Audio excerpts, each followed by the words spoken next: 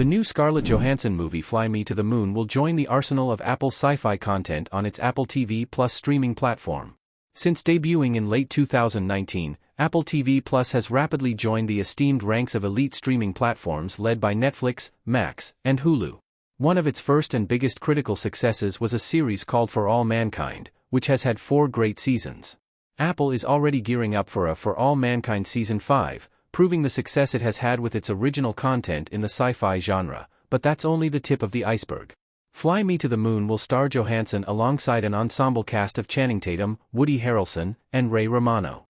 The first trailer for Fly Me to the Moon was released on April 8, 2024, along with the announcement of an expected release date of July 12, 2024.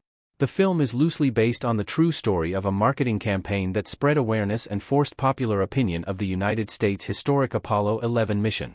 After NASA was formed in 1958, the American public was unconvinced of its efforts during the 1960s to send astronauts to the moon, which is where Johansson's Kelly Jones comes in.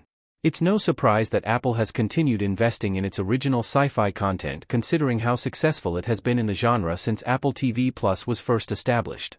Following the release of For All Mankind, there have been at least 11 other good or great original sci-fi series created under the Apple umbrella.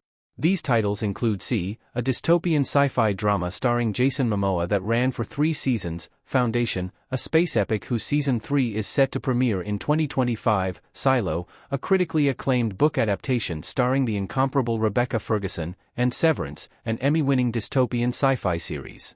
The original Apple sci-fi content has, somewhat surprisingly, become the bread and butter of the Apple TV Plus streaming platform. For All Mankind offers an alternative version of 1969 in which the Soviet Union beat the United States in the global space race, which extended the cosmic competition between the two superpowers for decades and changed the course of history.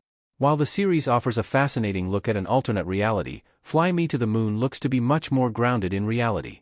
From its trailer alone, the film looks to share tonal similarities with the Oscar-nominated Hidden Figures. While there are several variations of Apple's sci-fi content that lean into many common genres such as horror and thriller, Fly Me to the Moon is advertised as a romantic comedy. This is certainly different from the typical serious sci-fi content that Apple has produced in recent years and will not be considered true science fiction or an alternate history series. Fly Me to the Moon does have the advantage of an apparent 2024 resurgence in romantic comedies, however, given the surprise box office success of Anyone But You. With the collective likability of Johansson, Tatum, and Harrelson, the film should not disappoint.